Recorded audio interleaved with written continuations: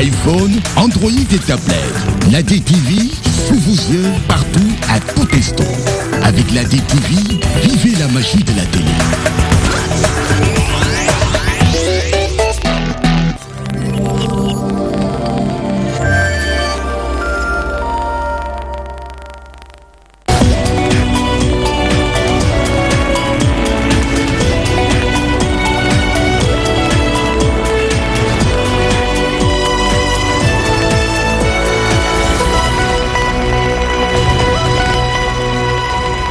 Sur DTV, le journal et ses titres. Affaire Khalifa Sall, Bamba Fall prend le contre-pied du porte-parole de l'APR. Le maire de la Médina soutient que les irrégularités notées par la Cour de justice de la CEDEAO entraînent l'annulation de toute la procédure. 50 maisons terrassées à Keur-Yara, c'est pour céder le passage au train express régional. Les habitants exigent leur indemnisation et menacent de passer à la vitesse supérieure. Les vacances et les risques qu'elles comportent, les cas de noyade croissent. À Yoff, autorités municipales et maîtres nageurs ont pris des mesures. Et puis la Coupe du Monde Russie 2018, la finale se prépare à grande pompe. Quelles sont les chances de la France face à la Croatie? Des amateurs de football s'exprimeront dans cette édition.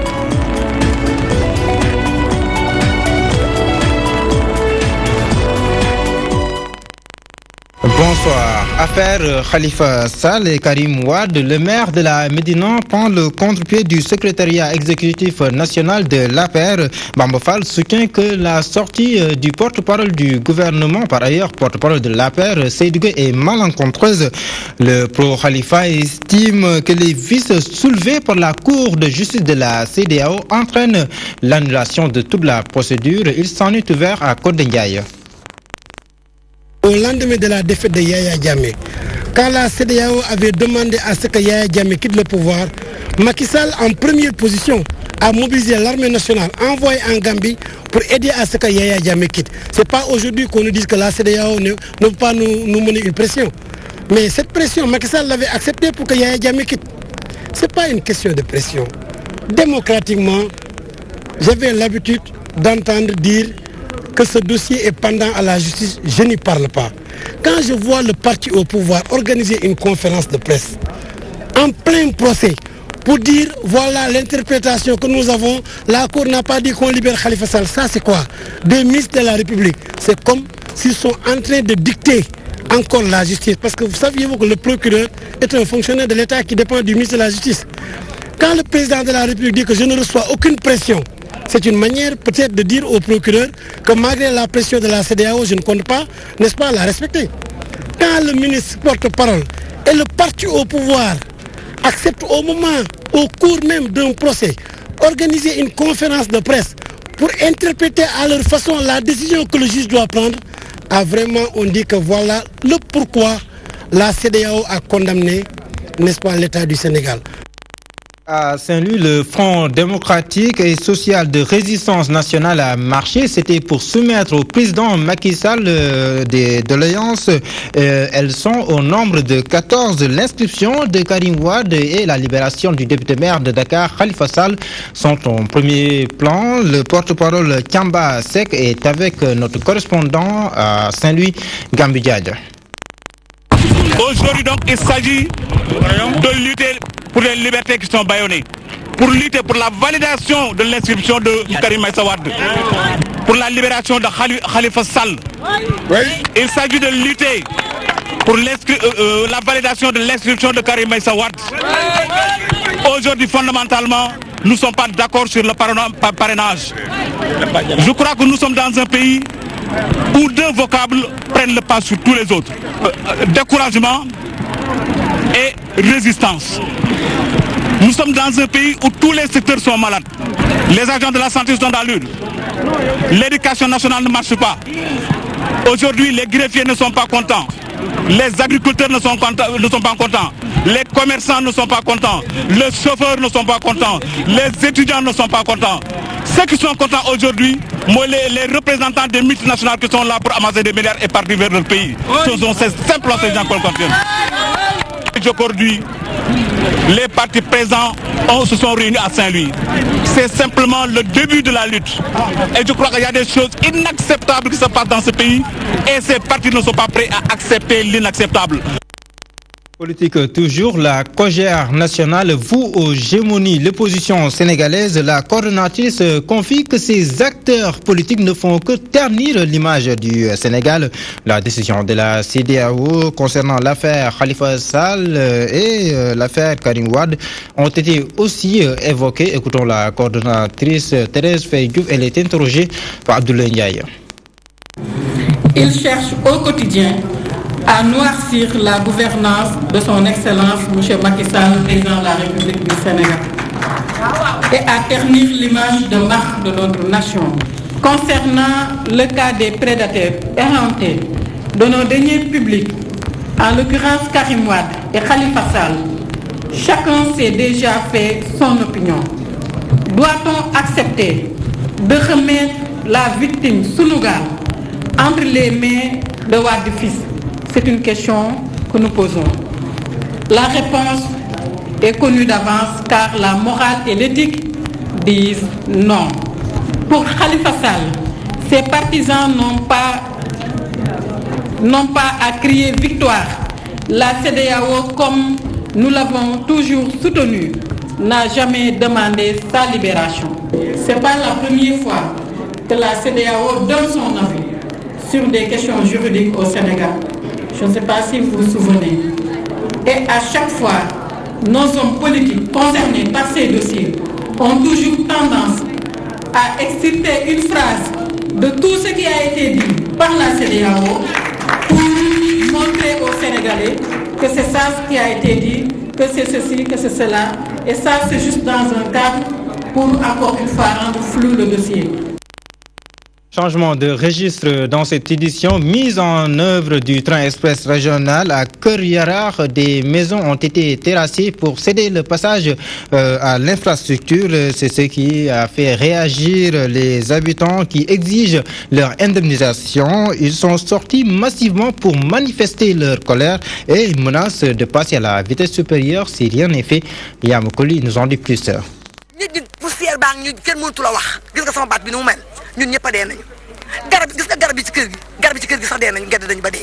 La tension est montée d'un cran en cet après-midi à Yarar. Les habitants de la cité Yarar ont barré la route et brûlé des pneus. Ils protestent contre les travaux du terre. Ce matin, alors que nous tous nous étions hors de nos domiciles, ils sont venus nous verser la latérite aussi, comme quoi ils doivent continuer les travaux. C'est pourquoi les jeunes aujourd'hui ils sont excités parce qu'ils ne comprennent pas cette injustice. C'est la raison pour laquelle nous sommes là pour dire non. Ces habitants, très en colère, ne comptent pas reculer d'un iota. Ils exigent le respect de leurs droits. Donc nous ne pouvons pas sortir de cette cité-là, de nos maisons, sans être payés. Et d'abord, donc ce qu'on réclame, qu'on nous paye d'abord ce qui nous reste d'argent, de notre argent. Et deuxièmement, qu'ils nous donnent un délai raisonnable pour quitter les lieux. Nous n'avons plus besoin de rester là. Tant que nous ne sommes pas payés, nous ne sortirons pas d'ici. Nous interpellons l'État. Interpeller ñi amé liggéey bi nañu ñu fay ñun bañu ñu liggéey mais nañu ñu fay suñu xaalis jox ñu un délai raisonnable ñu dem suñu yoon. Aucune autorité n'est venue leur prêter main forte dans cette situation qu'ils vivent, déplorent ces riverains. Ils lancent un appel solennel à l'endroit du président Macky Sall afin qu'il y apporte des solutions dans les plus brefs délais au risque de passer à la vitesse supérieure. Remise de parchemin à la 13e promotion du master en transmission de données et collecte de l'information. 34 récipiendaires ont été distingués sous le thème la sécurité informatique au service de l'entrepreneuriat. La contribution de ces jeunes dans le développement de la protection des données personnelles est fortement attendue. C'est un compte rendu de Ndaï Fatim Lo. Cette cérémonie de remise de parchemin est un événement singulier pour ces étudiants en master en transmission de données et collecte de l'information. Durant 4 années, ils ont donné le meilleur d'eux-mêmes. Aujourd'hui s'ouvre pour eux une nouvelle porte parsemée d'embûches. Nombre de vos camarades ont abandonné un chemin, ce qui renforce votre mérite. Votre vie ne sera pas toujours facile.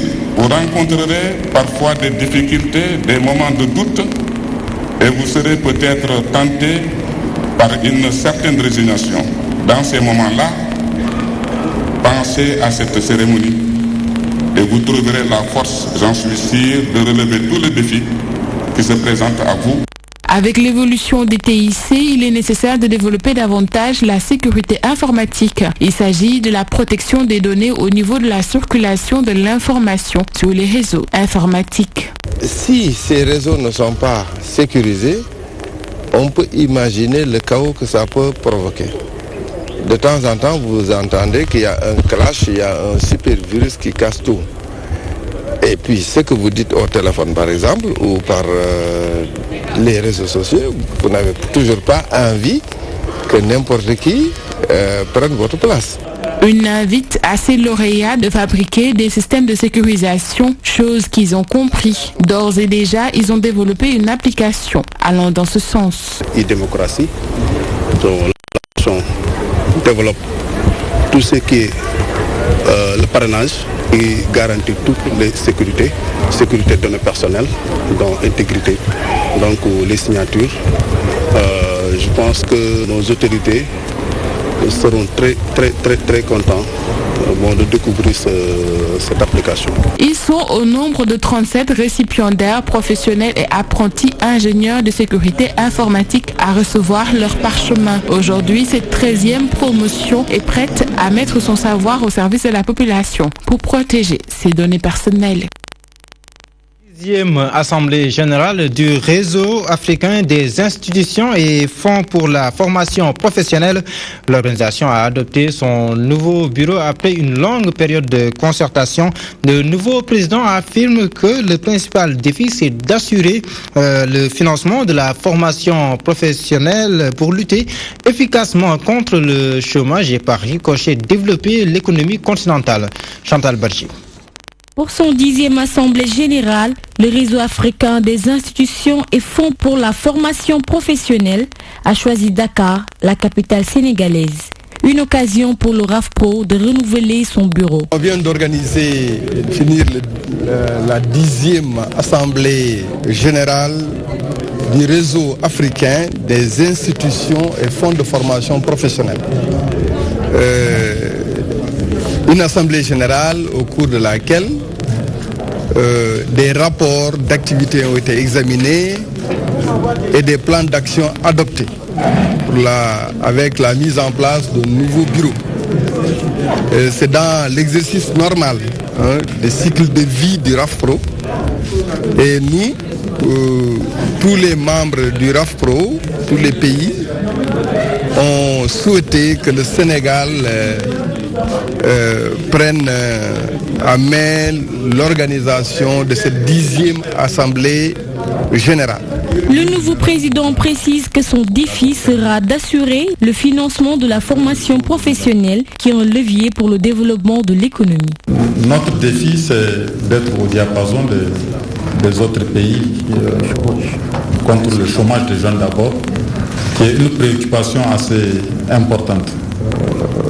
Quand vous prenez toute la zone couverte par le RAFPRO, il y a un besoin urgent qui est là, c'est celui de la formation et de l'emploi des jeunes. Il n'y a aucun doute qu'aujourd'hui, la formation professionnelle et technique est un levier qui fait la promotion de la croissance économique. Il affirme par la même occasion que le bilan du bureau sortant est tout à fait positif. Selon lui, le travail ne sera qu'une continuité. C'est un bilan très positif qui a vu en tout cas la mise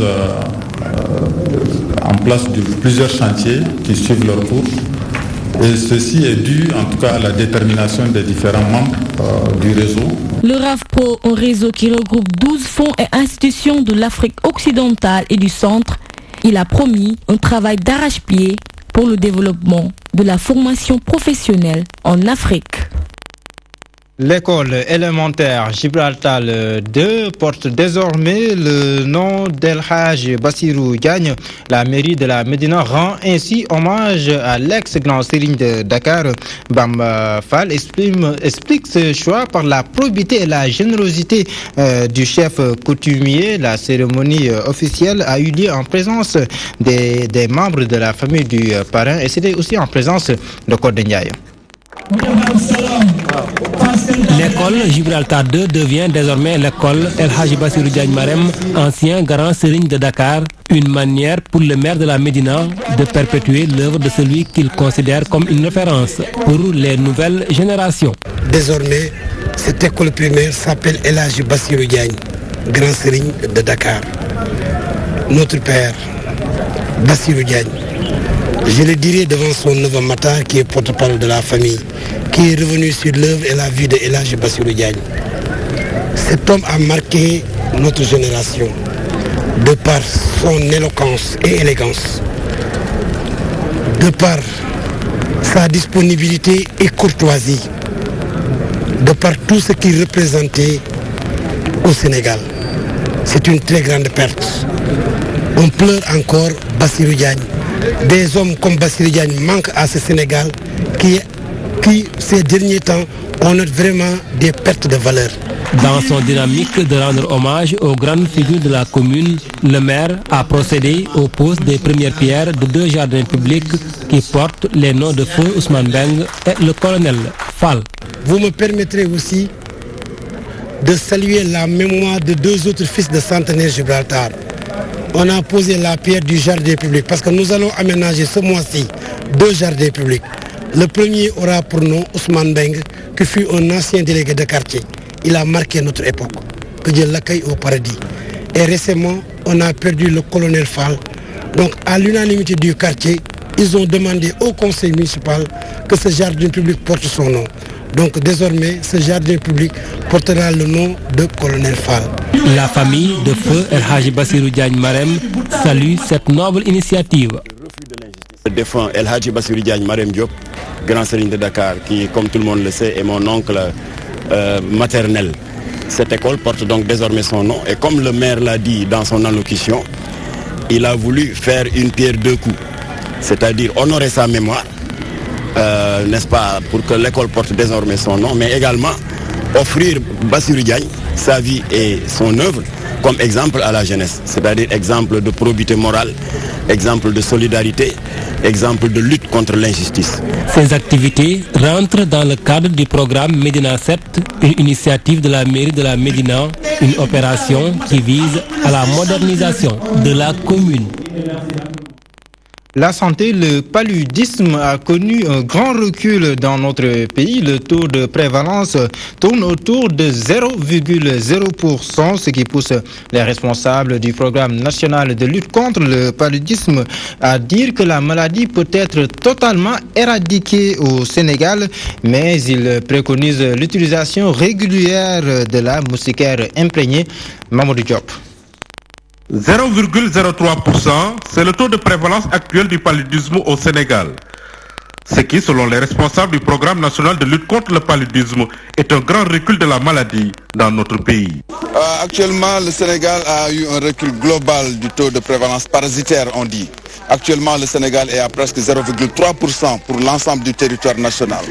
Donc ça, on peut espérer que d'ici 2030, qui est l'échéance pour l'élimination du paludisme au Sénégal, puisse être atteint. Par contre, dans certaines régions, nous avons quelques cas que nous avons eu à recenser, notamment dans la région de Thiès de façon globale, qui est dans la zone verte. Quand on parle de zone verte, c'est les zones où il y a moins de 5 cas pour 1000 habitants.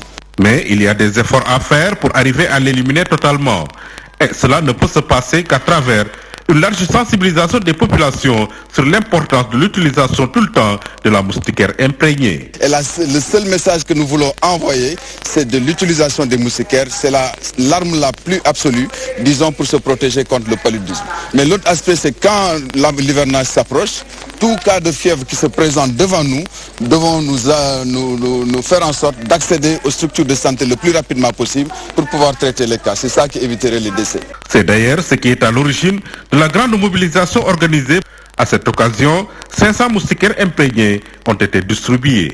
On a à peu près 500 moustiquaires, mais c'est juste un lot qu'on a donné à l'association pour distribuer ça aux riverains qui habitent ici dans le quartier de Niakhniakhal. Mais au niveau du district sanitaire, les moustiquaires seront disponibles en quantité suffisante pour l'ensemble du territoire national, notamment pour les femmes enceintes, pour les enfants de 0 à 5 ans. Sali Niakhniakhal qui a abrité la manifestation, le programme national de lutte contre le paludisme en a profité pour inviter les bénéficiaires à dormir toutes les nuits sous une moustiquaire imprégnée pour pouvoir se prévenir du paludisme. Nous sommes au mois de juillet et beaucoup de plages ne désemplissent pas en cette période de grandes vacances, mais ça n'est pas sans risque. Les cas de noyade connaissent généralement une hausse en cette période. À Yoff, autorités municipales et maîtres nageurs sont conscients de ce danger, mais ils misent sur la sensibilisation. Mohamed Dianga. Les grandes vacances, la vigilance est préconisée au niveau des plages.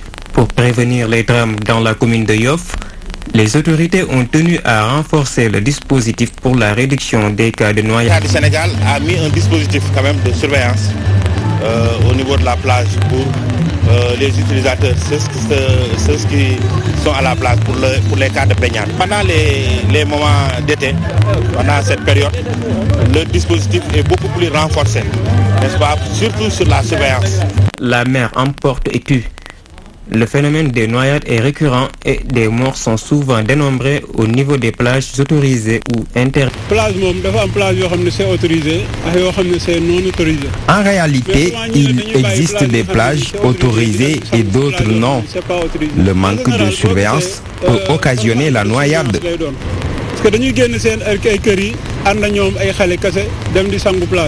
Dans cette zone, nous touchons du bois quand même, mais nous ne le leurrons pas parce qu'il y a souvent des victimes.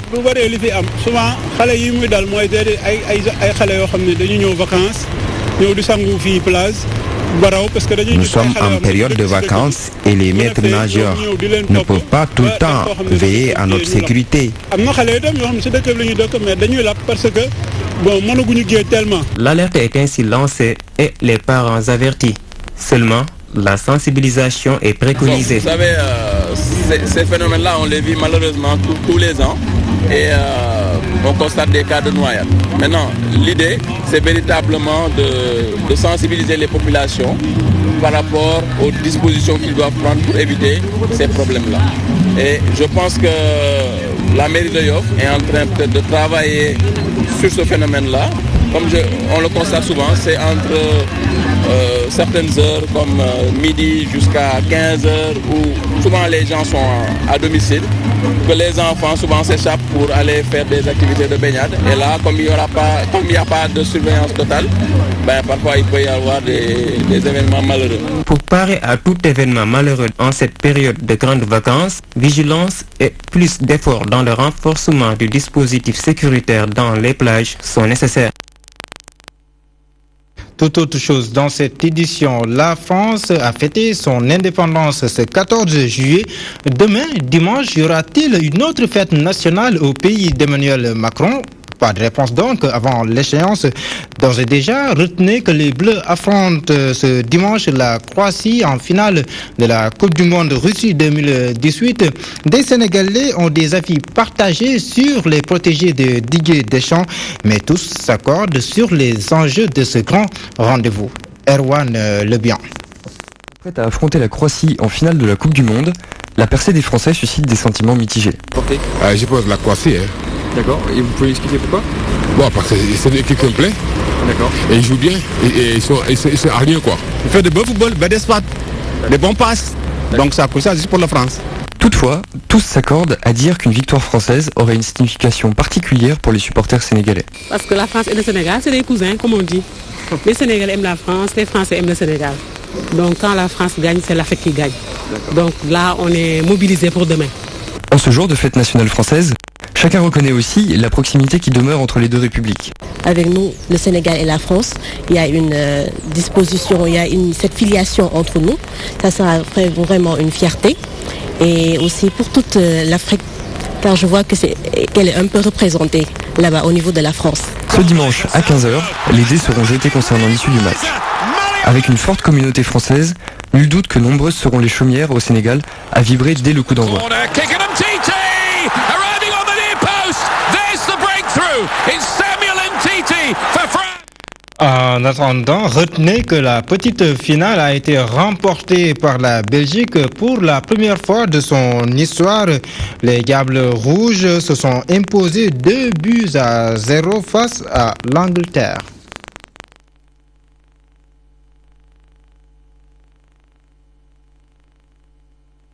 Ce matin dans la rue, non pas pour protester, mais c'était plutôt pour la bonne cause, une randonnée pédestre pour raffermir les liens entre la tutelle et les employés. L'initiative est soutenue par la Ligue des randonneurs de Dakar. Ahmadou Al-Aminou Lo, le directeur national de la BCAO, s'exprime au micro de Mansoussao. Un bonheur d'avoir joint l'utile à l'agréable. L'utile parce que nous avons pu tous nous décrasser, comme on dit. L'agréable, c'est d'être avec l'ensemble du personnel, dans la bonne humeur, dans l'entente, ce qui permet de briser les barrières hiérarchiques l'instant d'une marche. Et ça nous a permis de nous rendre compte que malgré toutes les heures qu'il passe dans la banque, c'est un personnel sportif et qui a su le démontrer. Et surtout remercier la Ligue qui a bien voulu nous accompagner et nous faciliter la tâche. Et qui m'a fait à cette édition, merci de l'avoir suivi. Dans quelques instants s'ouvrira une autre consacrée à l'actualité internationale. Ce sera avec BBC Afrique. C'est tout simplement vous souhaiter une belle soirée avec nos programmes qui se poursuivent de plus belle.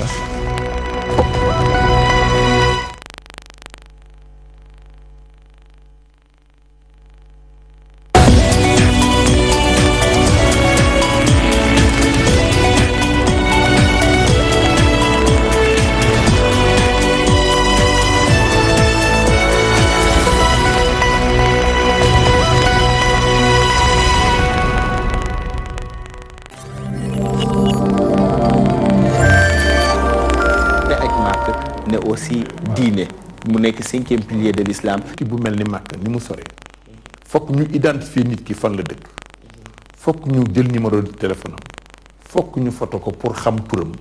correction procédure la boo xam ne également dafa am un certain nombre de papiers am na kayit yoo xam ne moom ngay déposer boole ko demande adressé ko ministère de l'intérieur ñu yónnee ñu ko ñun ñu defal la sa correction.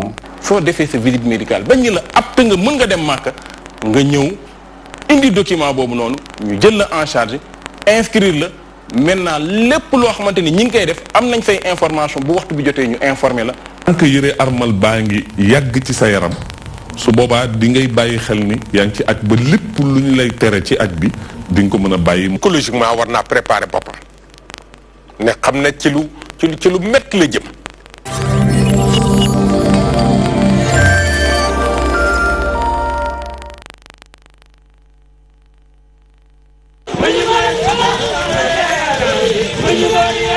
Les Bédiques sont une ethnie qui vit sur le plateau des montagnes de Banda Fassi.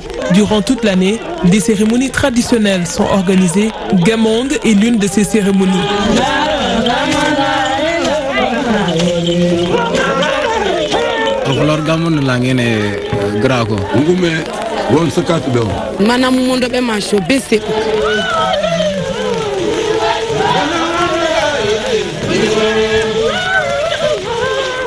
Elle a lieu chaque année au mois de mai.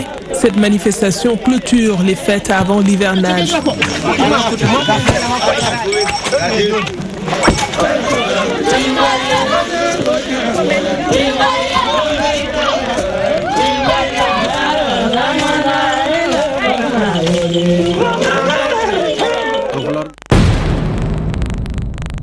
di nga jot guru jot may bu njëkk kuy daw mën kuy yot gis nga